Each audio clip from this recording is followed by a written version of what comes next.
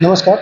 कल दिनांक 29 जुलाई 2023 को प्रधानमंत्री अखिल भारतीय शिक्षा समागम का उद्घाटन करेंगे नई दिल्ली में, क्योंकि कल 29 जुलाई 2023 को नेशनल एजुकेशन पॉलिसी 2020 3 वर्ष पूरे हो रहे हैं और इन्हीं 3 वर्षों में नेशनल एजुकेशन पॉलिसी कितना आगे बढ़ी है ये हम सेलिब्रेट कर रहे हैं, क्योंकि स्कूली शिक्षा नेशनल एजुकेशन पॉलिसी का एक बहुत ही महत्वपूर्ण हिस्सा है और हम स्कूल एजुकेशन का एक हिस्सा है, पार्ट है। तो हम इन 3 साल पूर्ण होने पर सेलिब्रेशन कर रहे हैं।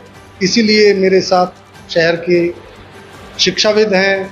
अगर स्कूली शिक्षा से बात करें तो नवोदय विद्यालय से प्रिंसिपल मैडम सुमनलता यादव जी मेरे साथ हैं और मिसेस धारा रतन प्रिंसिपल शार्डेन स्कूल हमारे साथ है। स्किल डेवलपमेंट से बात करें तो ITI से हमने समीर जी को इनवाइट किया हुआ है, क्योंकि स्किल डेवलपमेंट और मिनिस्ट्री ऑफ एजुकेशन दोनों ही विभाग इसे सेलिब्रेट कर रहे हैं। और उच्च शिक्षा से जब तक कोई ना हो तो ये कॉन्फ्रेंस पूरी नहीं हो सकती, तो हमने डॉक्टर कुलदीप जी जो DAV कॉलेज में असिस्टेंट प्रोफेसर हैं विधि विभाग में, उनको आमंत्रित किया। हमारा संदेश है कि नई शिक्षा नीति राष्ट्रीय एनर्जी, और एक शब्द मैंने सुना है इंग्लिश में सिनर्जी, एनर्जी को चैनलाइज ना किया जाए तो कई बार वो वेस्ट हो जाती है। इस बार जो कार्य हो रहा है वो शिक्षा के क्षेत्र और स्किल डेवलपमेंट के क्षेत्र, कौशल विकास के क्षेत्र में बेहतर तालमेल बनाने का प्रावधान रखा गया। That is called synergy. अगर तालमेल के साथ हमारे विद्यार्थी पढ़ेंगे भी और सीखेंगे भी तो इसके बहुत अच्छे रिजल्ट मिलने वाले हैं, जो हमारी राष्ट्रीय शिक्षा नीति इस बारे में प्रयास कर रही है। और यही वजह है कि हमने स्किल डेवलपमेंट से भी एक्सपर्ट को बुलाया हुआ है। तो मैं कहूँगा कि आप इस बारे में बताएं। US में थे और 2024-23 तक वो 45 इंस्टीट्यूशंस हैं। तो कहीं ना कहीं बड़ा लाभ इस शिक्षा नीति का, नई शिक्षा नीति का हमारे देश में हमारे युवाओं को हुआ है। और आशा मैं करता हूं कि जो हमारी सिटीजनरी है जो डेवलप हो रही है वो कहीं ना कहीं एक अच्छी सिटीजनशिप की ओर हम जा रहे हैं, जो पूरी तरीके से इस देश को, इस समाज को मजबूत करने का काम करेगा। Thank you. बहुत बहुत स्वागत और इसकी कवरेज करने के लिए आए बहुत धन्यवाद। प्राचार्य जी बैठे हैं साथ KV स्कूल के, इन्होंने कॉन्फ्रेंस का आयोजन कराया, आप भी धन्यवाद के पात्र हैं। और अन्य साथी जो पधारे हैं इस कार्यक्रम में उनका भी स्वागत है। देखिए, जो भी है इससे ये हमारी तीसरी शिक्षा नीति है और इस शिक्षा नीति को 2020 में लागू किया गया और ये कई फेज में और योजनाबद्ध तरीके से धीरे धीरे हमारी लागू की जा रही है सरकार के द्वारा। तो इससे जैसा कि हायर एजुकेशन के लिए मुझे बुलाया गया है, निश्चित रूप से हायर एजुकेशन में बहुत बड़ा फ़ायदा होने जा रहा है। और आप देखिए कि इसमें मेरे पास ये नोट है, लाया हूँ मैं। आप देखिए कि एकेडमिक जो क्रेडिट सिस्टम है उसको याद किया गया है, जिसमें कि हर एक क्लास के ग्रेजुएशन और पोस्ट ग्रेजुएशन के कुछ क्रेडिट पॉइंट्स हैं। जैसे मान लीजिए कि PG 20 क्रेडिट स्कोर की है, उसमें पास होने के लिए उसको मिनिमम चाहिए। और इसमें मल्टीपल एग्जिट और एंट्री सिस्टम है कि आप 3 साल की BSc है तो उसको मान लीजिए 6 साल या उसके लिए टाइम निर्धारित किया गया है, उसमें कर सकते हैं। इसके साथ साथ ये जो पॉइंट्स हैं इसमें एक बड़ी विशेषता है कि इसका आप देखिए कि 20% जो है प्रैक्टिकल ट्रेनिंग का होगा। और वो प्रैक्टिकल ट्रेनिंग में आप किसी इंडस्ट्री से आप MOU कीजिए और वहाँ उस इंडस्ट्री में आपका बच्चा जाए, ताकि उसको प्रैक्टिकल नॉलेज जीवन में वो जो भी क्लास करा उसके साथ साथ कुछ ना कुछ प्रैक्टिकल नॉलेज उसको मिले, जो कि इससे पहले हमारी शिक्षा नीतियों में नहीं रहा था। इसके साथ एक और इसमें है कि 5% क्रेडिट, टोटल क्रेडिट का 5% आपको Indian ethos Indian culture, drama या हमारा जो भी एंशियंट जो नॉलेज सिस्टम है, यूनिवर्सल ह्यूमन वैल्यूज है, वैदिक मैथ है, योगा है, आयुर्वेद है, संस्कृत है, इंडियन लैंग्वेज है, इससे और बहुत सारे चीज़ें हैं।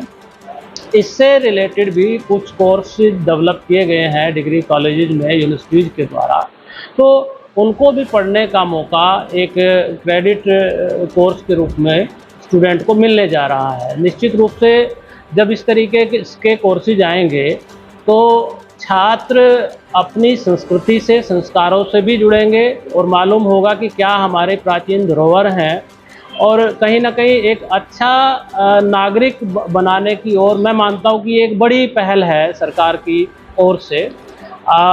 दूसरा जो सिस्टम लाए हैं इसमें कि पीएचडी को लेकर एक नया वो हुआ, एमफिल को तो ख़त्म किया गया है, एमफिल की डिग्री को ख़त्म किया गया है, और पीएचडी को लेकर लाए हैं कि यूजी में, पहले पीजी के बाद वैसे जनरली पीएचडी है अभी तक, लेकिन यूजी में जिसका 7.5 सीजीपीए आएगा तो वो डायरेक्ट पीएचडी में इंस्टीट्यूशन ऐसी पॉलिसी बना रहे हैं कि डायरेक्ट उसको पीएचडी करा सके, पीजी की ज़रूरत नहीं रहेगी।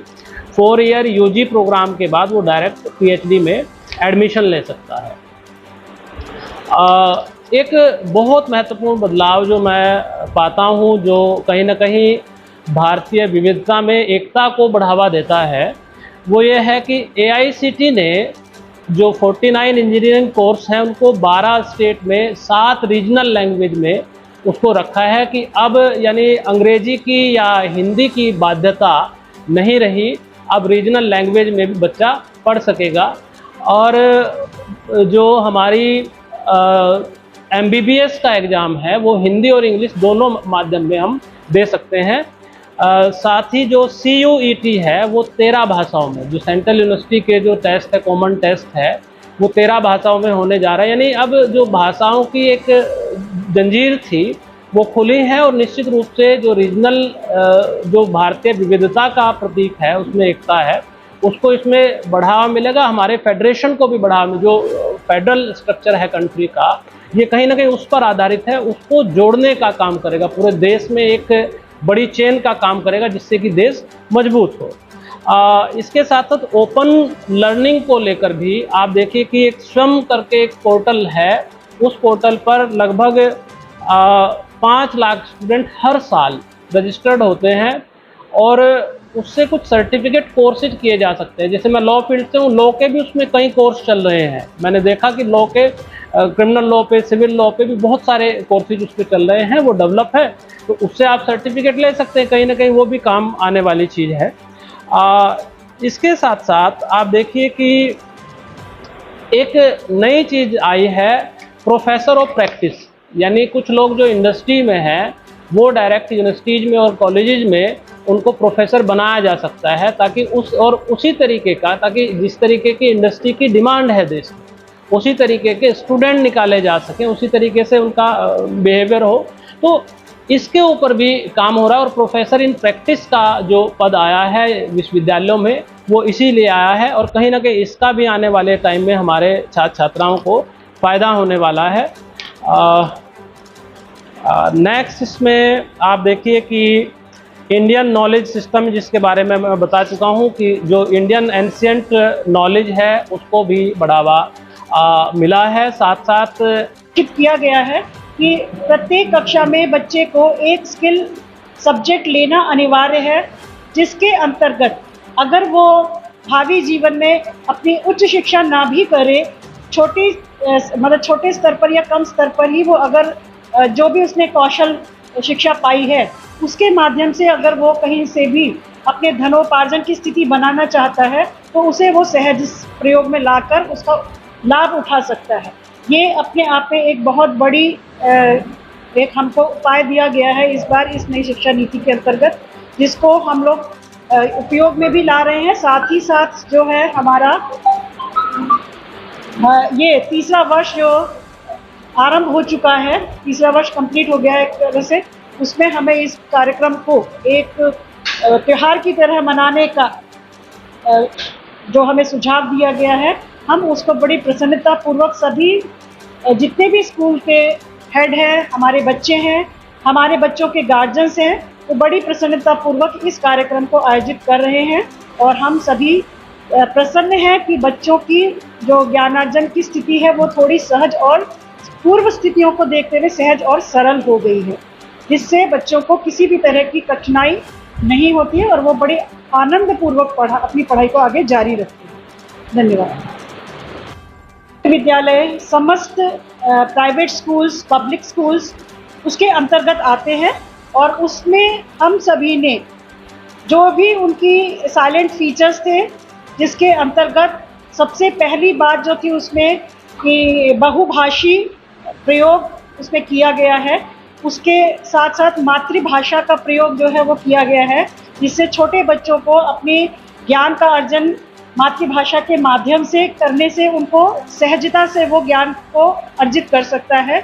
इसका उपयोग छोटी क्लासेस में हम लोगों ने आरंभ किया है और साथ ही साथ जो हमारे हायर सेकेंडरी क्लासेस हैं उनमें बहु विषय का विकल्प जो है वो इस तरह से खोला गया है कि बच्चे किसी भी भाषा को, किसी भी वैकल्पिक विषय को पढ़ने के लिए स्वतंत्र हैं और वो स्वतंत्रता उन्हें सहजता से अपने ज्ञान को बढ़ाने में मदद और सहयोगी होती है और वो हम लोग प्रयासरत हैं, हम उस कार्य को कर रहे हैं। सबसे मुख्य विशेषता इस नई शिक्षा नीति की प्रावधान है, उनमें बहुत कुछ काम है और बहुत कुछ बल्कि उससे ज़्यादा हमें आगे करना है। हम अपने सभी स्टेक होल्डर्स को संदेश देना चाहते हैं कि राष्ट्रीय शिक्षा नीति के जो भी प्रावधान हैं हम उन्हें पूरी तरह से लागू करने के लिए कृत संकल्प हैं और इस दिशा में आगे बढ़ रहे हैं। सभी वंचासीन शिक्षाविदों और आगंतुक पत्रकार बंधुओं को सादर प्रणाम। लेकिन नई शिक्षा नीति 2020 का दूरगामी लक्ष्य है। इसमें शिक्षार्थी का सर्वांगीण विकास का मार्ग प्रशस्त होता है। शिक्षा नीति में परिवर्तन आवश्यक हो जाता है क्योंकि ये ग्लोबलाइजेशन और उभरते हुए वर्ल्ड की मांग है और शिक्षण एक सतत सुधारात्मक प्रक्रिया है और इसमें व्यवसायिक शिक्षा को सबसे अधिक ध्यान दिया गया है। स्किल डेवलपमेंट से संबंधित संस्थाएं NIESBUD, CSTRI, ministry of skill development, इन सब के सतत प्रयासों का नतीजा है कि हमारे ITI में OJT और DST कोर्स भी संचालित हो रहे हैं। OJT यानी ऑन जॉब ट्रेनिंग, DST यानी ड्यूअल सिस्टम ऑफ ट्रेनिंग।